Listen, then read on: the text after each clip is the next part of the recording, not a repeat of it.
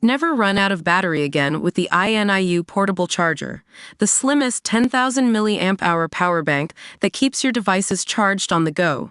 Stay powered up wherever you go. Click the link in the video description to shop now on Amazon. Russia erupts against Starmer's Ukraine plan, threatening WW3, with Britain and France. The Kremlin is warning of full-scale war if Britain and France put troops on the ground in Ukraine as peacekeepers. Moves by Sir Keir Starmer and Emmanuel Macron for a force numbering tens of thousands from Coalition of the Willing, including NATO states, is unacceptable to Vladimir Putin, said his Russian Security Council deputy Dmitry Medvedev. This came as fighting raged in the main war zones. Medvedev implied that Donald Trump understood Putin's objections to NATO troops in Ukraine, yet a force from major Western states backed by the U.S. is seen by Kyiv as vital to guarantee its future security from a new Russian invasion. Macron and Starmer are playing dumb, Medvedev, a former Russian president and prime minister, posted on X. Time and again, they are told that peacekeepers must be from non-NATO states. No, we will send tens of thousands, just lay it out. You want to give military aid to the neo-Nazis in Kyiv. That means war with NATO. Consult with Trump, scumbags. He was backed by Russian Deputy Foreign Minister Alexander Grushko, who said that any force sent to Ukraine must be unarmed.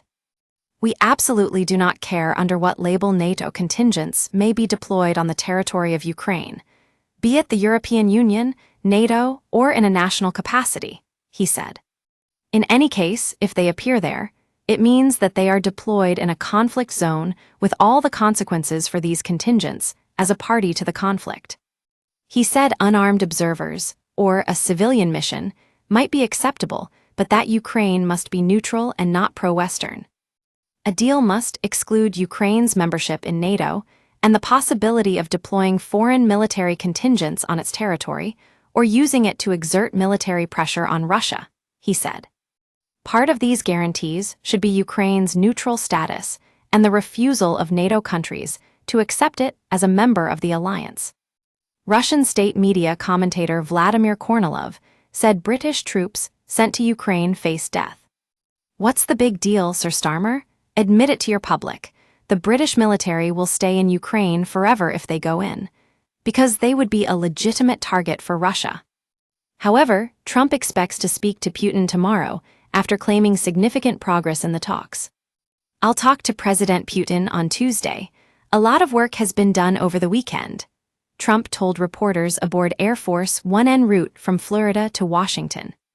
We want to see if we can end this war. Maybe we can, maybe we can't, but I think we have a very good chance. The date for the talks may upset Ukraine. It is when Putin marks the day of Crimea's reunification with Russia after he grabbed it in 2014. He claimed there was already talk of dividing up certain assets, referring to the Zaporizhzhia nuclear power plant, now under Russian military control, but which could come back to Ukraine. Dramatic footage showed Russia exploding one of 27 Ukrainian drones attacking the industrial town Zheleznogorsk in the Kursk region, close to the border with Ukraine.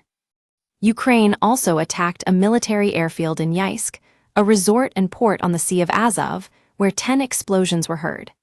An energy facility was attacked in the Astrakhan region, where a fire ignited and one person was hospitalized.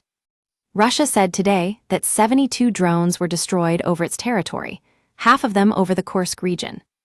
Meanwhile, footage showed Russia hitting Odessa, destroying a warehouse and damaging a kindergarten and private housing. It was one of 25 separate explosions across Ukraine, with other targets including Bucha, Kyiv, Kharkiv, Kirovograd, and Vyshgorod.